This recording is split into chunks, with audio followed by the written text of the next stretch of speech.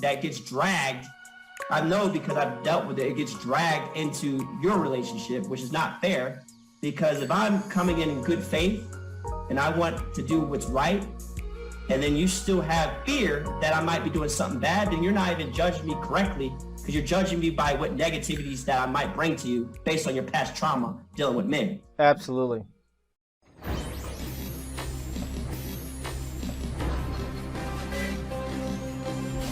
And now, Verbal Artwork Podcast with Mr. Rembrandt. All right, this is another episode of Verbal Artwork with Mr. Rembrandt. I'm Mr. Rembrandt, and you can get all of the episodes or wherever you listen to your podcasts, whether it's iTunes or Spotify or wherever else you listen. And I'm here with Raw Wilkes. He's on this new episode of Verbal Artwork with Mr. Rembrandt. You can follow me on Instagram at Mr. Rembrandt, no spaces, or you can follow me on Twitter at AR Rembrandt, no spaces. And you could also follow R. Wilkes on Instagram at raw_Wilkes, WILKES. And this is another episode, and we're going to go into it. Also, if you want to become a member and get all exclusive episodes and bonus episodes that will not be here or on the live feed, make sure you go to patreon.com/verbalartwork. That's patreon.com/verbalartwork. And if you're on YouTube watching this, make sure you hit the like button. Make sure you subscribe. So, without further ado, I'm here with Raw Wilkes. I want to address something the other day, and then this is going to segue into a lot of other different things. Remember the other day where one of our good buddies we got up with, and we were talking about relationships, and I brought up the example of age as it relates to desirability of men desiring women and women desiring men, and the primal ages that peak for men and women when it comes to desirability of the opposite sex, for example. Mm-hmm. And one of the peak desired ages that men desire of women is the age approximately 22, 23. And the desired age that women desire men preferably is the desired age of about 33, 34. And I remember our particular friend not disagreeing, but not trying to give that statistic its due. And again, he's our good friend. We could talk about him. We can have a conversation about him, and we are not shooting him down, but we're just making the logical and epistemic point about a particular information that was very present amongst his argument. And you could even say that it's potentially a fallacy amongst his argument. And again, he is very open-minded, very objective, and very appreciative of these types of discussions. And maybe he might even be able to watch this episode and see where the discussion goes and be able to clarify some things. And a lot of things were clarified during that particular conversation, but I want to bring it up for the podcast's sake.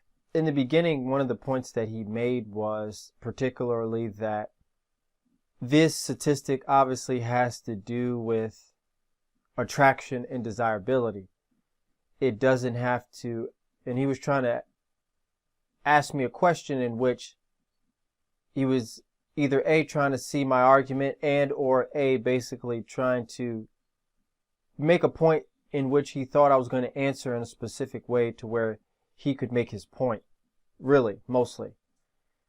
And one of his points was that particular, a man in the most peaked age category of, let's say, 33, 34, will not work with a young lady who in the peak category of 22, 23.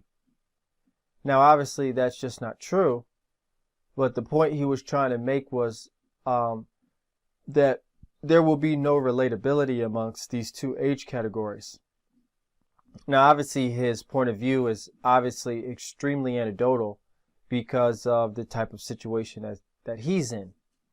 And anecdotal situations and or perspectives have nothing to do with averages or the mean or medians, in which we are discussing and basing everything off of, most things off of, because that's where you should start with your beacon and go off of it. As we know, when it comes to, for example, sailors, the beacon is to show when you're coming close to the shore. The beacon doesn't sit on the shore. It sits off of the shore so you can see it from far out and get a view and get a basis of where you're at. So when it comes to the perspective of averages, you're trying to get a basis of where you're at so you can make sense of things, and things will be anecdotal, and that doesn't necessarily play. It should be how you play your life off of anecdotal things, because they're minority of percentages and not large points of percentages. With that said, his point of view was, well, that might, be statistically true, but at the end of the day, a 33 or 34-year-old man is not going to have much relatability to a 22, 23-year-old woman. And, I asked him, well, what specifically do you mean by that? And, he was asking me, well, think about it for yourself. Are you going to have relatability with a woman that way? And I'm trying to think, and I was asking him, I don't know what you mean by that. I don't know what you mean, because relatability by definition point is going to be that of immutable characteristics. So as it relates to a young lady, I'm a man, not a woman. So if I'm trying to compare myself from a relatability standpoint without having specific topics of what you mean, general consensus of relatability to a woman is zero. I don't have a menstrual monthly. I don't have long hair. I don't date men. I don't watch soap operas. I don't grow up not having anything on my chest area, and then one day I grow an abscess on my chest area. There are no general immutable aspects about women and men that are relatable. So unless you can pick out something specific that's maybe a non-immutable characteristic, which probably you're talking about, then we can have a discussion. So first off, his framing was wrong. And why is that important? Because I'm very specific in how I answer things, because I'm very precise and epistemic, and I don't want to be disingenuous or incorrect in what I say. So I didn't understand where he was coming from. So he wouldn't name anything specific.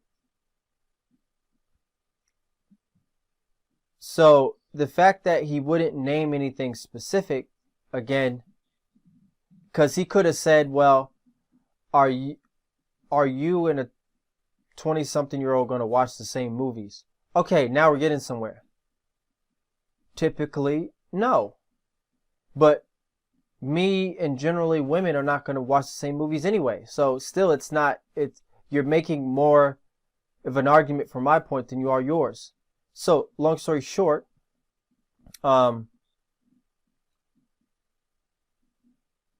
told him, no, there's no relatability. But there's no relatability not because of age, because of the fact that men and women are not the same. So he came to the point of being more precise in what he was saying by saying, well, listen, there's different phases in life that men and women have, and men in general and women in general, we go through different phases. The person you are at 20-something is not the person you are at 30-something. Agreed. So, are you at the stage you are, becoming mature and going through different phases and becoming the person you are? Is that going to be relatable to a young lady who is in her early 20s?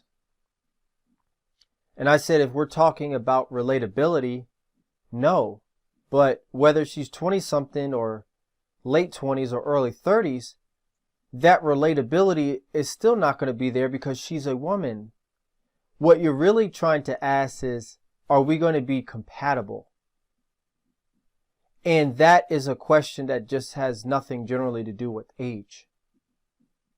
It has to do with personality and behavior and other attributes that are non-immutable characteristics that could change or adapt or overall be different. So those are things that are not categorized by age. It's categorized by personality and the person.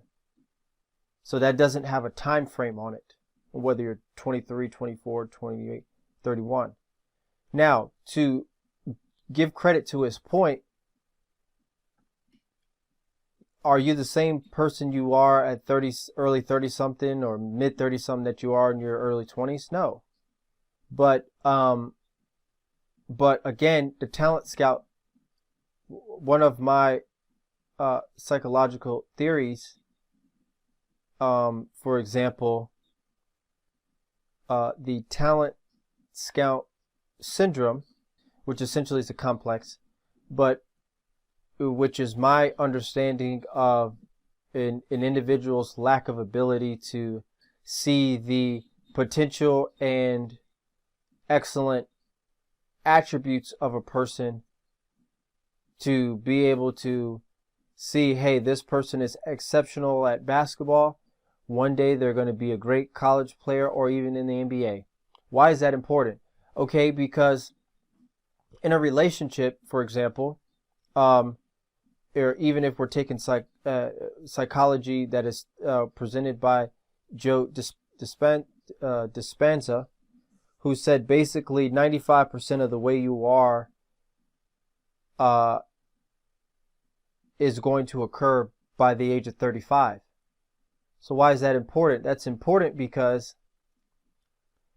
by the time you're 25, for example, probably 75+% of the way you are is already going to be etched in stone, unless you move into behaviors that change your plasticity. So I understand their specific personality traits and attributes that I need as a very competent, capable young man, that I require from a young lady. And those attributes might not 100% be there for a 20 or 23-year-old, but it will be there enough as me as a competent man to be able to see that those attributes that she has are what I'm looking for, and it's only going to get better over the near future. So that has nothing to do with this completely evolved personality change or relatability, quote unquote, that he's claiming that would occur over a long period of time. Again, like the conversation I had with him, women typically mature faster than men and they peak. So by the time a woman generally is in her early 20s, she's not going to make much difference maturity-wise or personality-wise from early 20s to late 20s. Now, men might go through a extremely evolved change through early 20s or late 30s, but again, that only makes more evidence for my argument than his. Again, no relatability. So no relatability, and the fact that there's not going to be this incredibly evolved change that would be so drastic that dating a 28-year-old woman is going to be so completely different from dating a 20-something or early 20-something-year-old. And he tried to make the point that, well, you know, when I was dating women in their early 20s, all of it is a disaster. Well, there's many factors because of that. One, it could have been also you weren't mature enough. Yeah, poor scouting. Poor scouting, exactly. Talent scout syndrome. Poor scouting. Yeah, you picked the wrong by one. you and or by the women you're dealing with. Now that you're older, you could be going for, you probably found exactly what you desire and require out of a young lady. That takes time. A lot of people don't know. You ask a person right now, like, what do you want in a relationship? They'll list 10 things. It's like, no, you can't list 10 things. What do you want out of somebody out of a relationship? Name 3. 3 that you 100% have to have. Yes. And 3 things that if the person did have, you can deal with. That's what I always tell everybody. What are 3 things in a relationship that you have to have? Well, you can only name 3. 3. Because when you start getting to 4, 5, 6, 8, 10, you start getting closer and closer to an unrealistic person. Yes, exactly. And then you'll just be searching your whole life for something that is it's obviously not real. So let's go ahead and pick 3 things. 3 things. You get 3. That's all you get. And then on top of those 3 things, you get the polar opposites of those 3 things that you do want. There has to be 3 things that that a person like that might have that you'll be able to tolerate. For example, they have to, if a person has good income, let's say like, oh, this person has to have great income. Okay, well, what comes with a person who has great income? Non-agreeableness. So are you going to be willing to be agreeable and cooperative and somewhat submissive the way that is interpreted in the Bible to a person who is highly conscientious, non-agreeable, with high income? Well, no, I could never do that. Well, then you're not ready. You don't really know what you want. Exactly. A relationship is about give or take. And in a relationship, you're supposed to be giving. So, you know, obviously, as the conversation went on, more agreements and congruence on what the point I was making was becoming more apparent.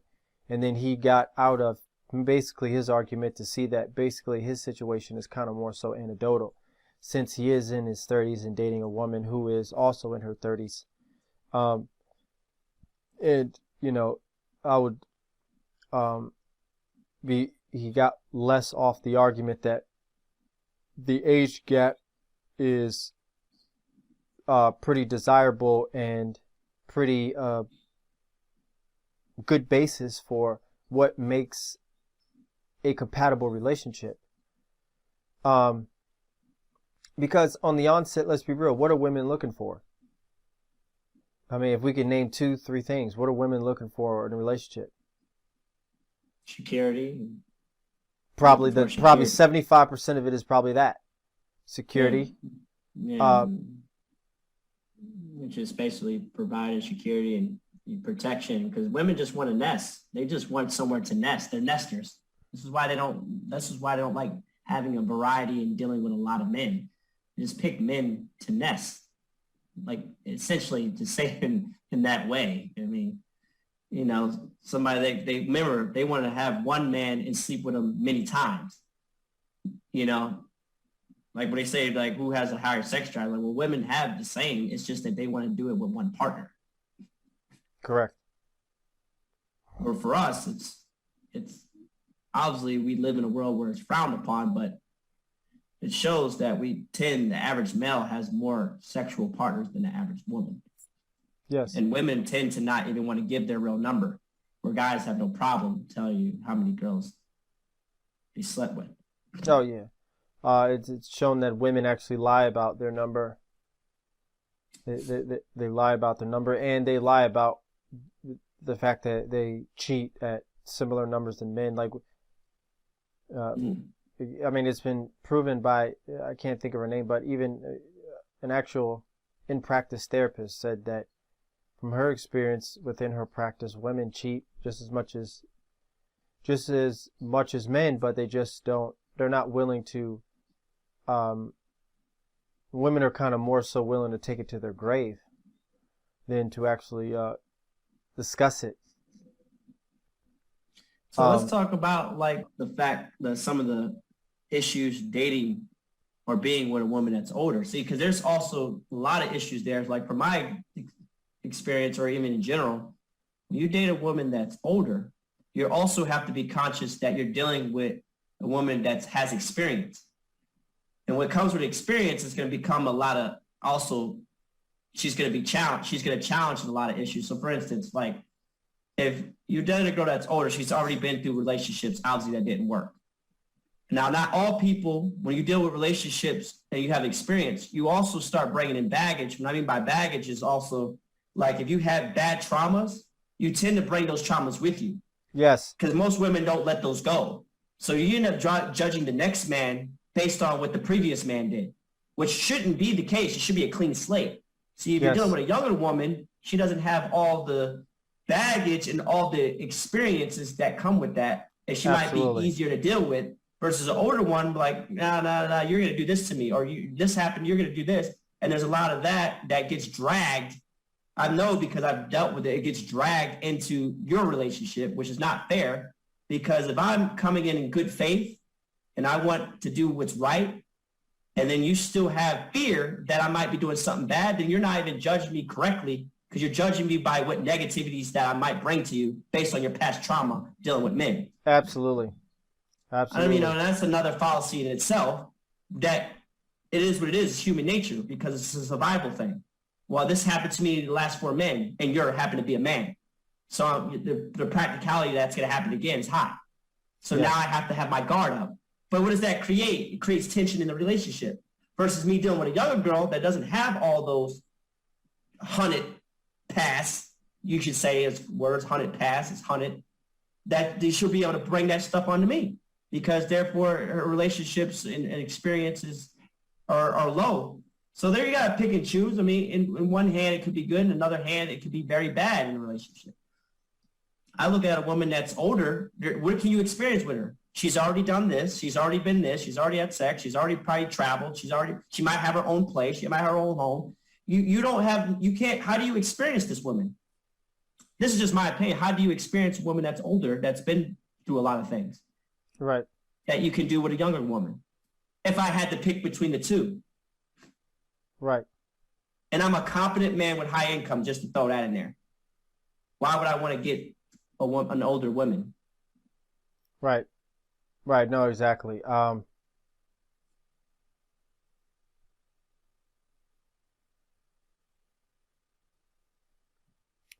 The only thing I could see is a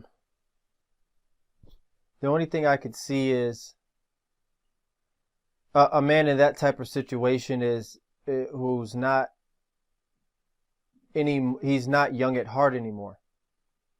He's older at heart with just a young age. I mean, because 30s is young. 30s is young. I mean, you talk to older people, you tell them, hey, I'm 30s, whatever. They're like, oh man, oh my God, you're young, man. Yeah. I mean, because we work in very professional areas, different areas. You tell a man that you're 30 something, he would say, man, well, I would kill to be your age again. Yeah, so it's 100%. Young. Yeah, so it's stupid young. So to be, for example, in your 30s as a man and to engage in a relationship where you're looking for dating and you're dating a woman who's in her 30s, obviously it kind of says a lot about you as a man, and it's different for every man, but we're generalizing. We're going to generalize. We're not going to get anecdotal. We're going to generalize. So generally, a man like that, a lot of different things. One is he could have a little bit of Stockholm. And well, then somebody might say, well, how does he have Stockholm if he's not in a relationship? Well, he has Stockholm because the different vicissitudes of dating nowadays has caused him trauma, to which he kind of now shoots lower than higher. Okay, so he's dealing with a young woman who, and remember, everything is a take and pull. So at this point, he might say, okay, I'll sacrifice beauty. I'll sacrifice age.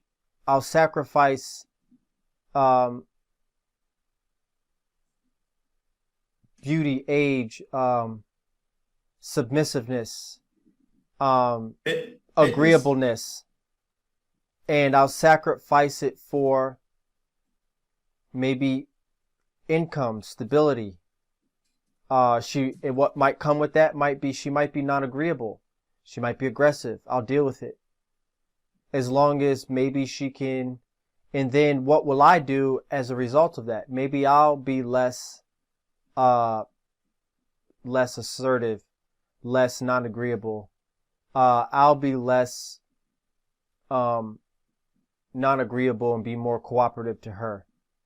So in a sense, you are push and pulling at the same time, because you aren't being there. I see it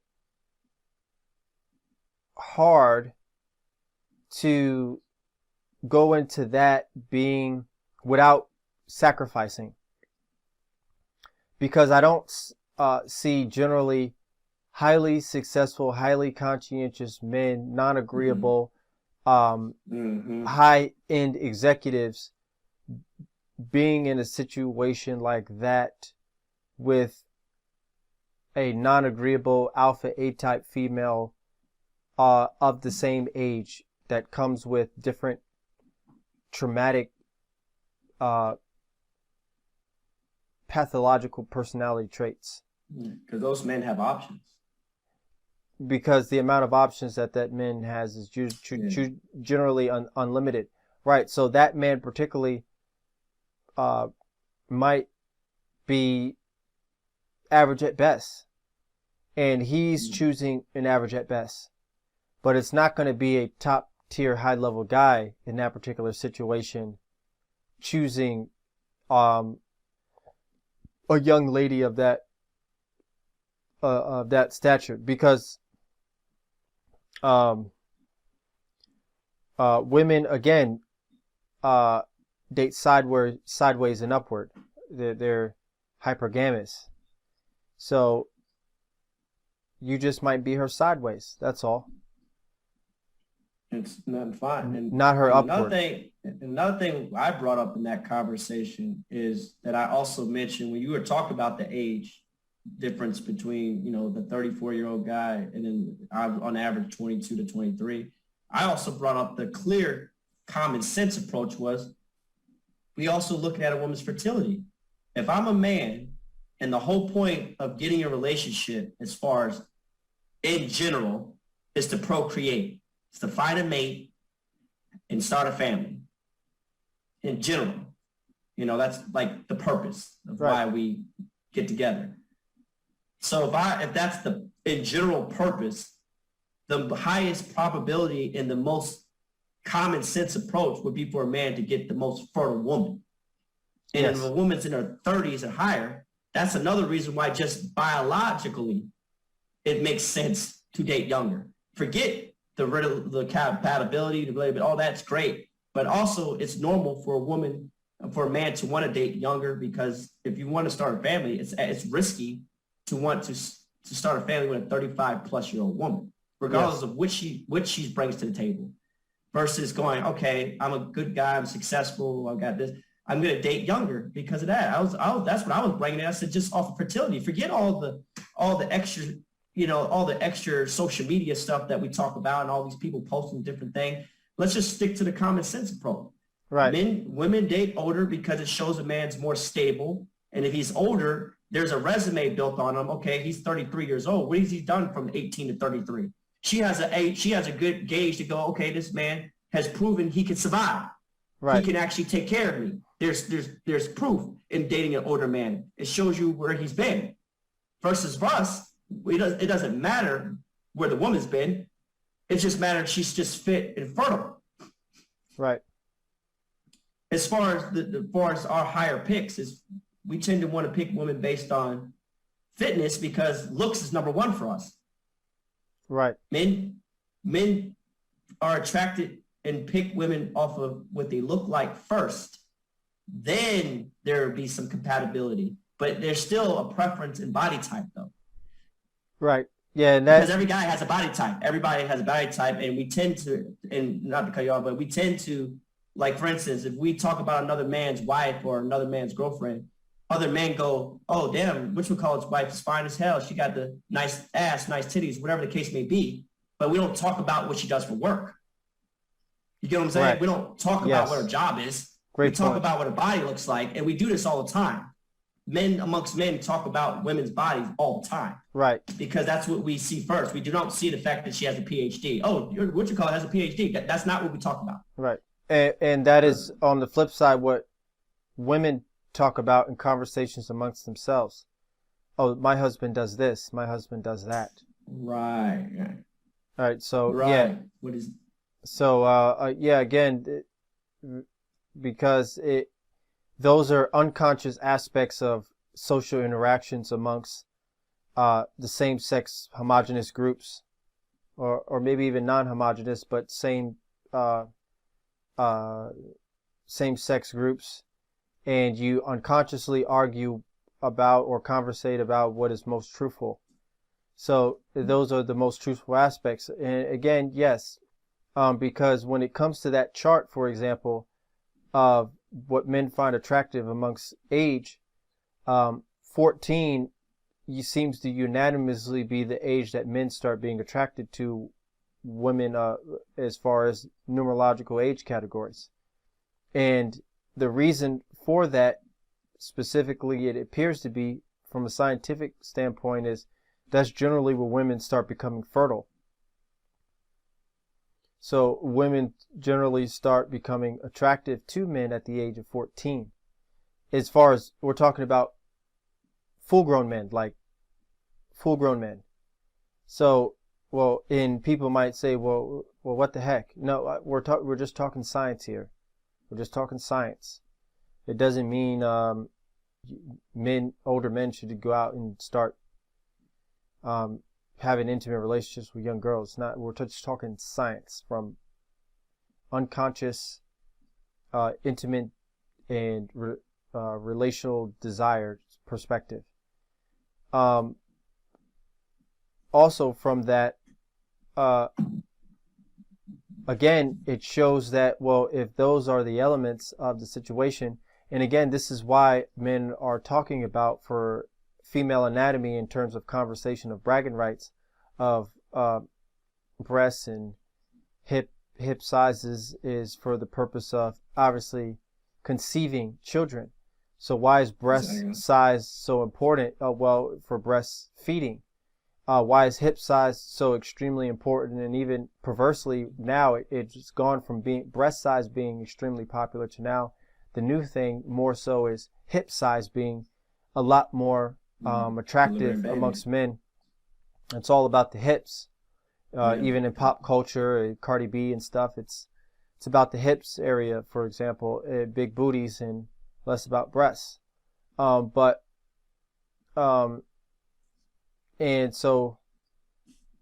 that's the purpose of men liking long hair. It shows health. Long hair shows health. Big breasts shows the ability to breastfeed children. Big hips shows the ability to carry and push out children. So none of this have to do with. It's instinctive. It is instinctive. It is instinctive, and again, if a woman is thinking about having children with you, things that she's going to look for is security, safety. I won't be able to work when I have children. I won't be able to protect myself when I have children. I need competence. Vulnerable. Right. I need competence. I need conscientiousness. I need a man who could figure things out, plan, and take care of situations. Yeah. But same thing with women. They have they're attracted to the V pattern. What is that? That's, men that are broad shoulders. Oh, okay. Yeah, just the V in general, just like waist is, but as you go up, it's the broad shoulders, which tells you that you have a strong man that basically for protecting it. That's why, you always hear about that. Like you said, definitely the jaw, the chin, and all that is Right. definitely one thing. But just the general body structure, like they got the hourglass and the Coca-Cola body. Ours is more of the V shape. Yes. What's important. It's having masculine or very physical top. This is why in the gym, think about it. What do men typically do in the gym? Chest and arms, and basically upper body, because that's essentially what women are attracted to. And vice versa, like you said, now all women are doing is legs. I mean, this is it's funny you look at it, but even when it comes to that, there's no compatibility, even in the gym. So this whole relatability, even in the gym, we don't relate. We work on we look on two different groups. In any concept of what we are, we're unequal. Yes. But we need each other, but we're unequal when it comes to direct characteristics. Yes, because there's zero relatability, because we're actually choosing somebody who doesn't have any relatable characteristics that are the same in which we desire. So any other perspective on trying to use any other conscious comparative results as it reforms to relatability is just an individual using some type of motivated reasoning fallacy as a point of their perspective. Because again, if women are generally looking for safety, security, and attributes of that, and we're typically using of physical features as a way of what we're more desiring for a form of women breeding our children, then essentially we're not looking for the same thing at all. So there is no relatability in which we're looking for. But consciously, in American society, we have become extremely perverse, and we are telling ourselves that none of those things are good and or normal. We go to, for example, overseas to a Latin country in which Latin language, for example, distinguishes men and women through language, A's and O's. Things that are addressed to women are in an A. Things that are addressed to men are end in O, because they want distinct differences between genders. Okay, women dress extremely feminine and wear things that extremely show off their feminine attributes. For example, when it comes to things such as jeans, Colombian women have their own type of jeans. They're Colombian jeans. When it comes to Colombian jeans, different from American women jeans, Colombian jeans are actually geared towards making the butt area extremely rounder. All of the Colombian jeans promote the roundness that the jeans can make and push up on the butt area. Also, when Colombian women's blouses, for example, put emphasis on pushing the breast up and making it extremely round for attractiveness. Mm-hmm. All of these attributes are geared towards desire. It's a prime example in our society. We've lost a lot of touch. We've lost a lot of touch with a lot of different traditional things, and and when it comes to dating and things of that nature, it's a prime example. I mean, we could definitely see that again. For him to make the point that he's making, he's obviously, again, sacrificing a lot of those different conscious natural behaviors that he would naturally desire for more conscious, maybe even long-term aspects. I got a question for you then. So with his situation, because we just broke down the evolution and the desires of just that's normal. If a person can't get what they want, because obviously at one point he wanted to get the younger girl because that's what he wanted. But if you can't get what you want, do you just think it just comes down to where you're just settling for what you can get? And vice versa with the woman he's dealing with, she might not be his first choice either. But she's not getting what she wants because she might want to be hypergamous and deal with the more successful girl, but she can't. Not everybody can always get what they want. Sometimes you almost have to just settle for what you are. Absolutely. Could that also be the reason? I mean, the question would be, the question is that the case in his situation where really he just wasn't able to keep what he wanted, and now he's basically getting what he is, or getting what basically he is equally yoked with, and then he's trying to say it's just better off to date older women. When really it's not what you wanted. It was never what you wanted. Well, that's the purpose of deconfirmating the bias of his fallacy and point. It's creating a motivated reasoning on compensating for the fact that he has chose what he has. That, anytime somebody you bring up, anytime this happens all the time, anytime you bring up a point of stats, facts, and epistemic points of view, and somebody brings in some type of anecdotal motivated perspective, it's definitely used as a coping mechanism. It's completely used as a coping mechanism, because that is what they have told them of themselves in order to convince themselves that the decision that they've made is appropriate. It's and by asking more questions, you can see that he obviously has a specific associated activation in regards to different propositions that he can lay out as a result of why he made the decision he made, and why me talking about averages doesn't seem to be a good thing. I'm laying out averages. He's saying, well, that's not a good thing. That doesn't work. I'm laying out averages. I'm not laying out. Yeah. I'm laying out what the average is. Singling nobody out. I mean, just like the average woman is this height and the average man is this height, doesn't mean every freaking man is this tall. There's some men that are 5'1". Right. You know what I'm saying? Like, there's some guys that are 6'8", but the average man might be 5'10" to 5'11", 5'9" to 5'10", 5'8" to 5'9", whatever the average man is. Either way, you don't go in and say, well, I know a couple guys that are 6'5". Right, right, because he might be 6'5", and he's trying to, again, use this anecdotal perspective on why 6'5" right. is whatever. Averages are what they are. They're just averages. There's people below and above it. Right. So obviously his perspective is it's an associated activation of a presupposition based on a proposition that he has to deconfirmate other averages or other ideas, and he didn't do it very hard because he knows we're smart. You see, he's one of those people. He's one of those people that he's intelligent, and he'll cut it off at a particular point. Can't argue that. I just can't argue that point, regardless of what I convince myself of.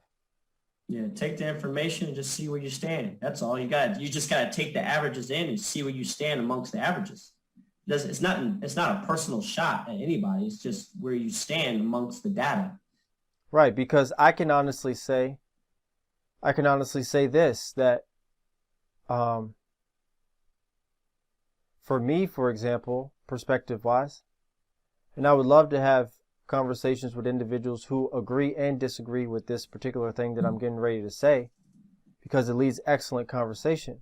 And one people I would say who's definitely a hero, idol of mine, Peterson, doesn't exactly agree with this particular point that I'm getting ready to name, but I think it's absolutely positively a good point. And I believe in the lifestyle from a religious or a lifestyle perspective of polygamy. I believe polygamy can be an exceptionally good thing. Now to defend, for example, Jordan Peterson's argument on polygamy is that overall it's just not good for society. Well, okay, great.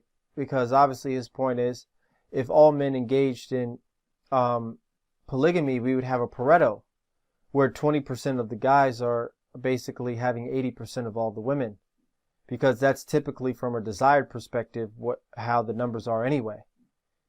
80 to 90% of the women tend to be attracted to the top 10, 15, Yeah, exactly. 20% of women top 10, 15% of men anyway. Yeah, exactly. So obviously again, he is correct that this will cause war. Literally, it would cause war. Yeah, because you'll have 80% of the men basically not have nothing to make. Unhappy, correct. Yeah, which creates negative emotions. Negative, highly aggressive, violent emotion. Yeah. The fact that we do in society have more women than men is actually keeps peace. So I do, yes, agree with him that it's not something that's all good for society. But from an anecdotal perspective, I can say that for the right people, it actually works better than a monogamous relationship.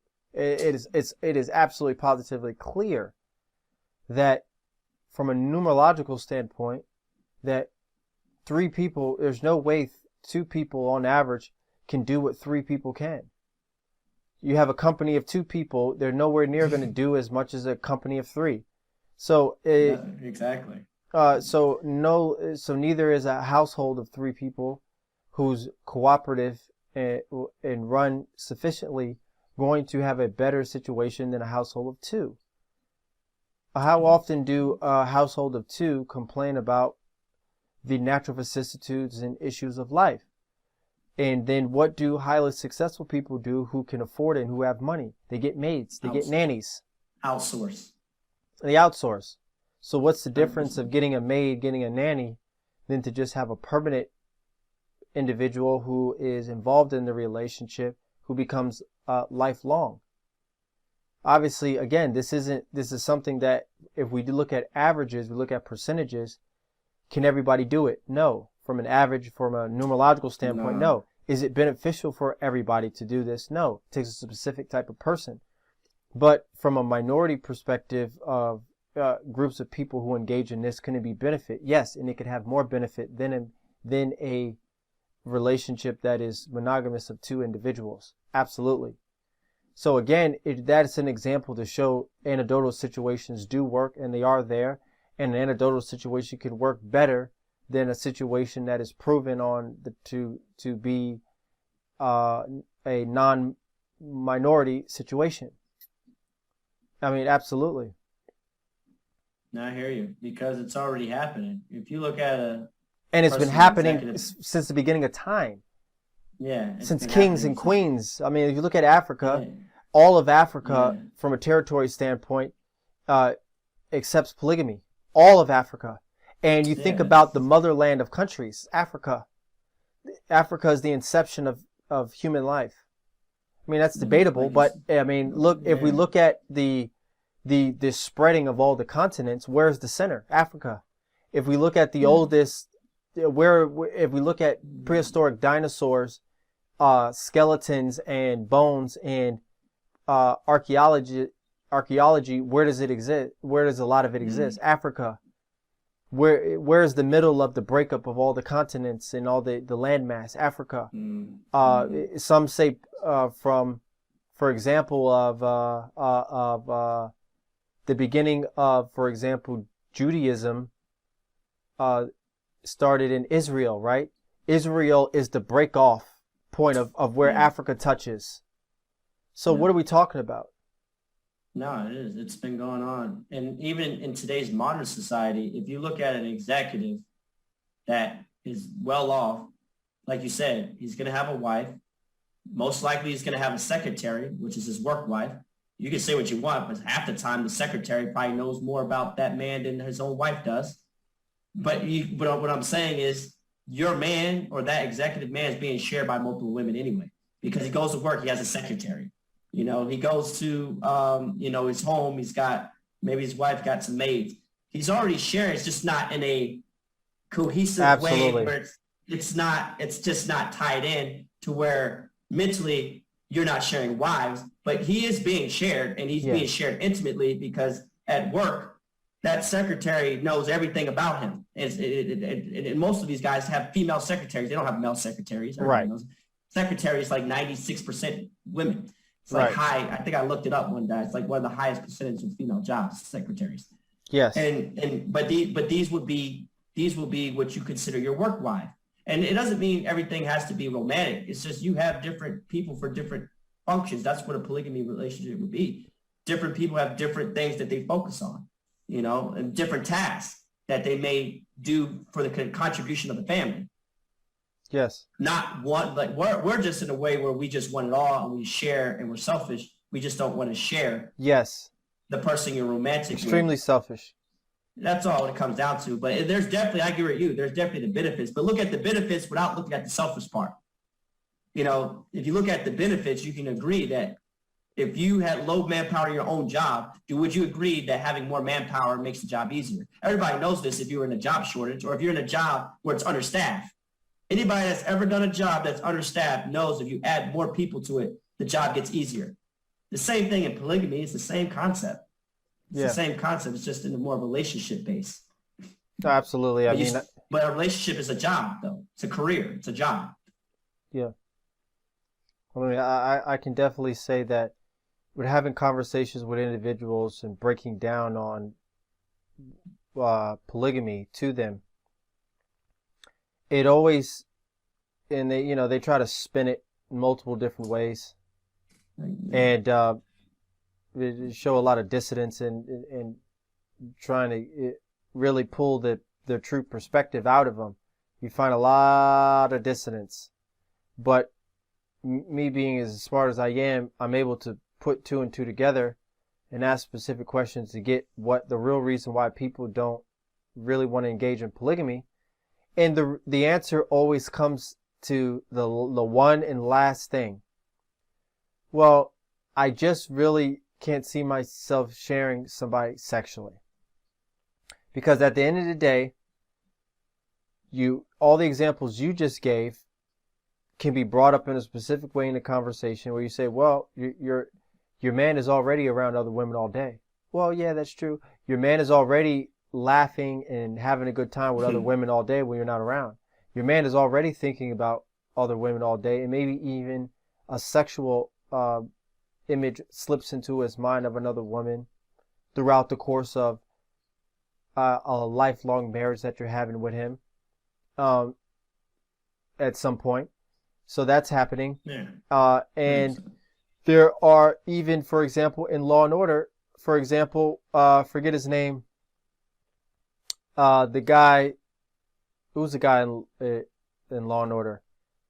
I know the female, her real name's Marissa, and her stage name is Olivia. I forget his name. Stabler? Yeah, sounds right. Yes, yeah.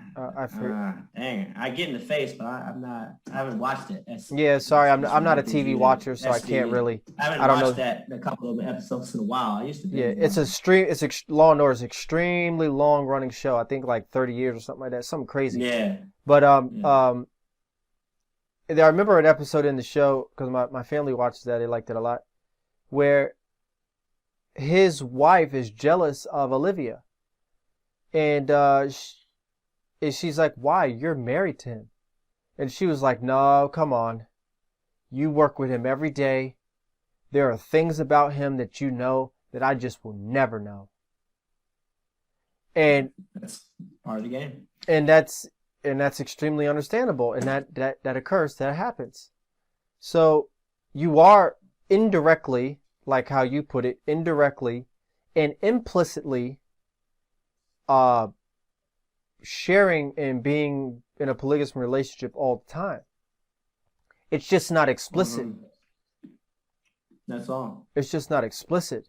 So let me ask you a question. From a percentage, what would you rank the percentage of how important sex should be in a relationship?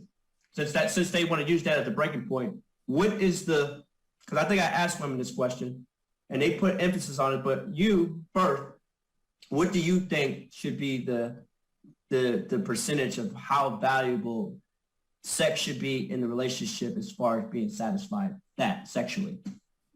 Good question. So good. Let's get real. Let's get real. Like we always do, but let's really get real.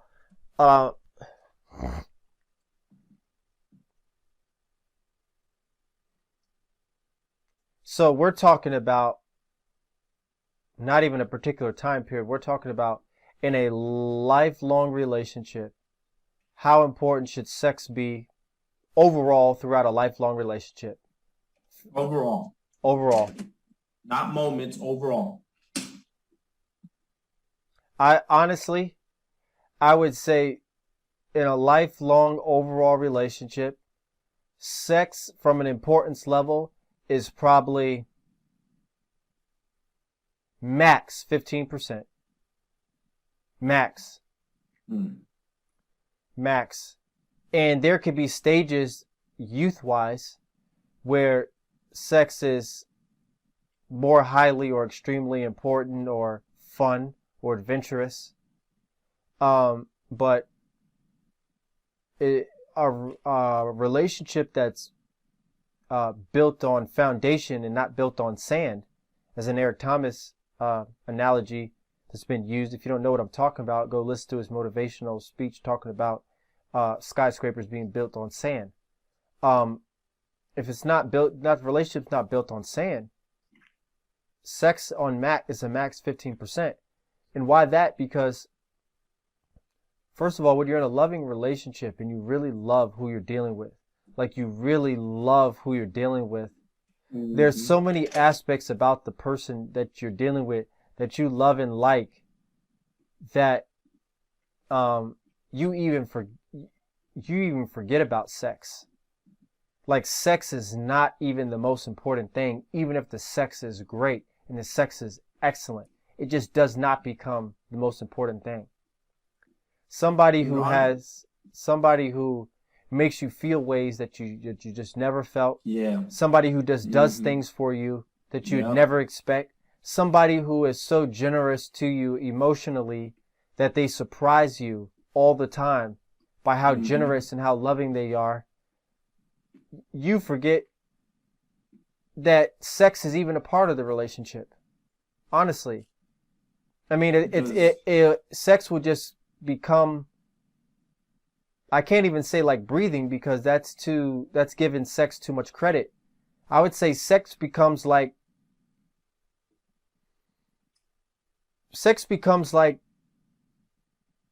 moving your hands. What do I mean by that? Like moving your hands are important, but it's nothing you think about at all. It's something you do, but it's nothing that it's conscious at all. Me moving my hands around, I don't think about it at all. They just move. Sex is something that just happens, but it's not important at all. You don't even think about it. Like literally blinking your eyes, you're doing it unconsciously or every day. The reason why I asked that question is because I remember watching an episode where it was a woman was doing a podcast. She had 4 other women on there, and I think Angela Jolie was actually not Angela Jolie. I'm sorry, Angela Yee was on there. I know who you meant. Yeah. And they started talking about sex. And this is something I'm going to have to say for our minority women, Latino and Black women in America. Let me just be clear that when you talk to Americanized Latinos and Black, they put a high emphasis on sex. The women, our women. Yeah. We're the only culture of women that put sex on a pedestal to where these women were saying, yeah, I can't deal with a man if you don't know how to hit it right. Yeah, well, and you hear this stupid stuff, and that's why I brought up this thing so people can hear it for other listeners. It's like in other cultures, you don't hear white women talk about how their man ain't hitting it right or hitting it, or Asian women talk about their Asian man Great how point. they hitting it right. And it's only our culture that emphasizes how important that is. And if you don't, your woman will drop you in a heartbeat because that's all they were talking about. To the point, they wasn't talking about his ability to provide, his ability to be structured, orderly, structured, disciplined, and be able to maybe actually give you the most important thing is romance. Because sex without romance doesn't mean shit anyway. It's the romance that makes the sex good. Right. And that's like you were saying, all the other stuff on top of that, plus having sex is what makes it good. But they were talking about literal, if he can't do this, or if he ain't, remember Missy Elliott, I don't want no minute man. Like white women, Asian women, Indian women, all these other women don't talk about that. I don't care if their man's only having sex for 3 minutes. You don't hear them brag or dismiss it. But in our culture, let you know that you slept with a woman and you only gave her 5 minutes. We're the only culture that will basically blast that and then get rid of you because you're not a man now. You're not a real man to me. Yeah. Well, that is something that, that's why I asked that question, because I've watched that, and it's actually sad to watch because it's only the minority community. Yes. Yeah, it is. And I don't say only, I'm talking about in majority. Majority, right. Majority. Yeah, it's pretty much let me put it this way. Our ethnic image when it comes to that, it's like, oh yeah, if he ain't, doing me right, he's useless to me. Yeah, well, that's ridiculous. We're not even getting on this. We're not going to even get in a serious relationship because they're like, oh, what happens this man? How does he give you everything you want, but he doesn't give you good dick? Oh, well, I'm gonna have to drop him then. Yeah, well, that's why when it comes to minorities, least married. Least married. It's we're least married group from a racial intersectionality perspective. We are the least married, and out of the families that do get married, highest divorce, and the least married. Go figure. And the largest contributor to poverty, and most single parent household percentage-wise amongst race. So unbelievable. There are so many individual and intrinsic systemic incorrect behaviors and ideologies and complexes and illnesses and self-degrading ideological perspectives amongst our culture that is really our own self-demise. That is just ridiculous. That's just like there's many other aspects like that we have that are just completely toxic. Like a lot of minorities think if you don't got Jordans, you don't got good shoes. I mean, it's just absolutely just disgusting. And because we don't know how to make decisions, our outcomes are always at the bottom. Because if you're picking men for arbitrary reasons that are not good reasons to pick a mate, because sex is, even if you are having sex, even as a young person all the time, there's still moments. Yeah. Because like you said, the average penis to vagina penetration is 5 to 7 minutes. So even if you are having a lot, your days are 24/7. You're still only, even on the course of a week, it might even be maybe a few hours total in totality. So it's like you're picking something like, I agree with you. That's what I was going to say, like 10 to 15%. I was going to go like that. It's important, but it's not nowhere near as important as the other aspects of a long life. No. Because as you get older and have kids, that deteriorates anyway. So if that deteriorates anyway, why would that be a high priority on your bucket list? Yeah, it's ridiculous. That's you being pragmatic, though. That would be a woman being pragmatic. And most other races of women are. Like, yeah, I'm not caring what's his ability to if you're in a loving relationship with someone you love, 2 minutes could be the best 2 minutes of your life. I mean, that's just being honest. When you wake up to somebody and look over and see that smiling face about somebody you care, 2 minutes could be the most amazing 2 minutes of your life. Yeah, it's all about perspective and not superficial reasons, because it's superficial. It's just something I always thought about, man. When you're in a relationship with no value, you got to hit it for 30 minutes and hit it all these different types of ways and be a contortionist. She's got to be and she's got to have, and guys she's got to have that fat booty, that fat, and guys think all stuff that the guys think the bigger the booty is, the better, like the intercourse is going to be of some sort. Like it's the same female anatomy in there in which you're going to be exploring your anatomy with. So the fact that she has a 50-inch hip area it isn't going to make the interaction more amazing than if she had a 45-inch or 40-inch, or even, let's just say, a regular woman who might just have a 35-inch hip area. Yeah. What is the matter with you? It is. What is the matter with you? I mean, let's be real. When you're young and stuff, and let's be real, everybody likes a good intimate interaction with the opposite, or even even people who are not heterosexual. They like, just everybody likes a good intimate interaction. It's a release. It's a good release. Everybody likes a good intimate interaction. Now, on the level of importance for a lifelong relationship with an individual, it's low. It's got to be low. That's why I figured that. And that's why I just wanted to talk about it, because I think some people don't realize that the pressure that you might put on to be satisfied in a way. You hear about this stuff like, oh, the woman's not satisfied, she's going to cheat or leave your man. It's like, you're going to leave your man because you wasn't being satisfied sexually? That means you were never in love with him anyway.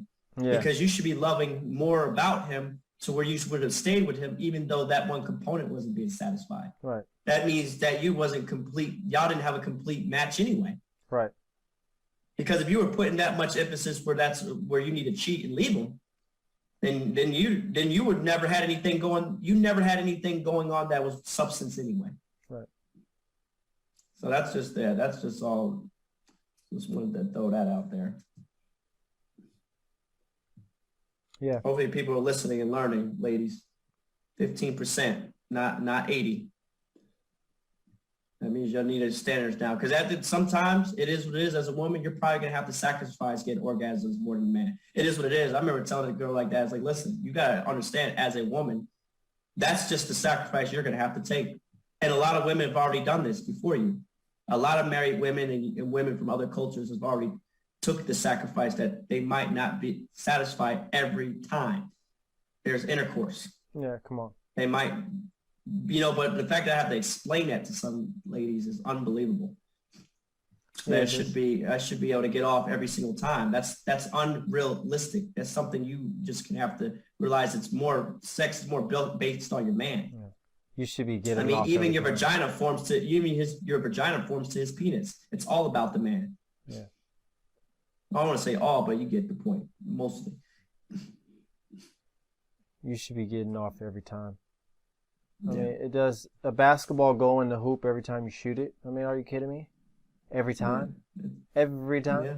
Every time. And these are the same women that are single and unmarried. Yeah, no, it is. Yeah, because that's what it says, the outcome. You can believe whatever you want, and you can do whatever you want. It's a free country. You have choice. But the choices that you're making, is it getting you what you want? I always say that. I mean, you can do what you want. Well, I feel like, you can feel whatever you want. What is your outcome? The outcome is you're single. Yeah, you're single. You're not married because you're trying to find a unicorn. Like what 50 Cent said, the magic stick. Ain't no guy out there got the magic stick. Yeah. No guy with the magic stick. I mean, I told him, I said, if that's the case, then let guys run trains on you. Yeah, well, yeah. If that's amongst your desire, a level of 80%, I mean, you don't leave no room for any other attributes. Yeah. If it's 80%, you leave no room for any other attributes. But that just shows you how some women just don't know how to pick men, because you shouldn't even care. That's why they were like, well, you got to test drive before you buy the car. That whole thing about have sex before you get to know.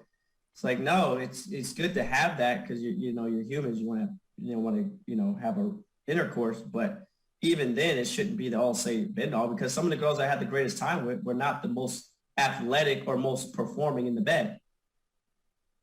And I never cared if they wasn't.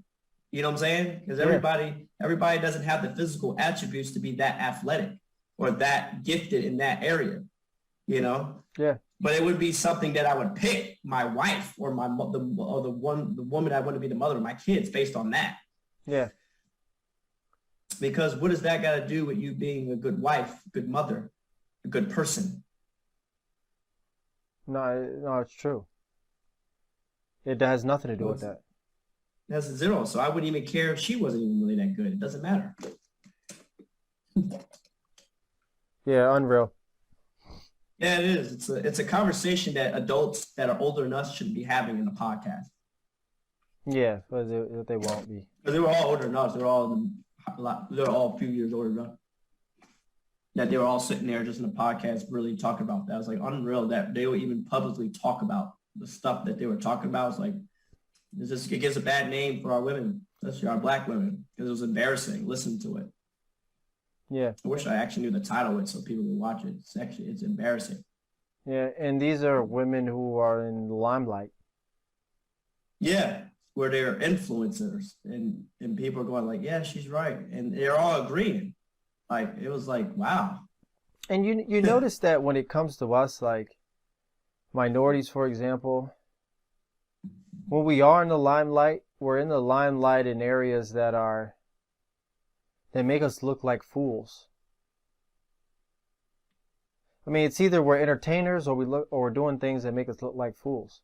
We can never be of something exquisite or prestige or in the realm of academics or something like that. I mean, like there's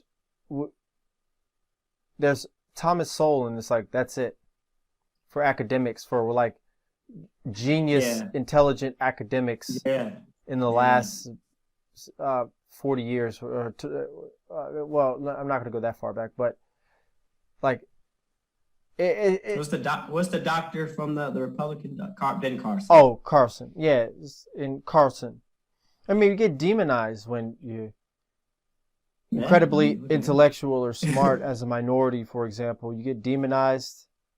But if you do things that make the culture look bad, then, that's absolutely positively marketable and extremely acceptable.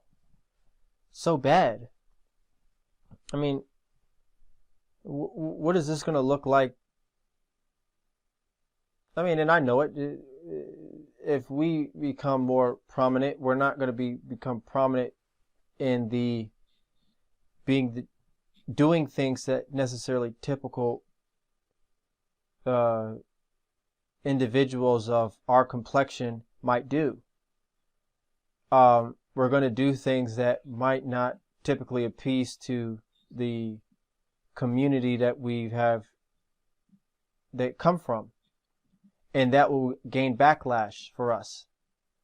But I'm fine, because I'm in search of truth, things that are epistemic, knowledge, academia, information, providing motivation, inspiration, self and personal development to people, from scientific, psychological, and behavioral aspects.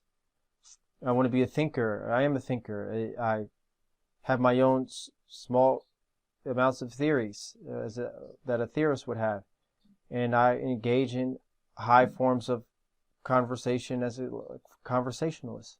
I value that, and that's the road I'm going down in life, as far as many other things, such as investment, business, money, finance, and as well as eventually authoring a body of literature, scientific literature, body of art, of work, of scientific literature that will lead me to gear down to an unprecedented and unlimited road of who knows what. But it won't be of nonsense. It won't be of sagging my pants and wearing Jordans and talking about yo son. And everything that comes out of my mouth is ended with an ad lib of, do you know what I mean? Yeah, you know what I'm saying. Yeah, you know what I'm saying. Yeah, you know what I'm saying. And I got one hand pulling my pants up, and I got one hand doing something else. It won't be of that. I won't be remembered that way. People got to remember that we're still only 13% of the United States, which means that the language that we speak is not the majority. You need to learn how to speak with professionalism, etiquette, because at the end of the day, we're not the ones running the country. And I always said, even a brother that I follow even said this. He says, winners set the rules, not minorities, winners. Yeah. Whoever the winners are set the rules. And then wherever that race is, that's just what it is. He said, at the end of the day, even at one point when African Americans in general were in charge of the world during the Mansa Musa era, Yes. where he was like a king, then things were probably based on a black man's ideology, and he set the standards and the rules. So probably people were more dressing like him.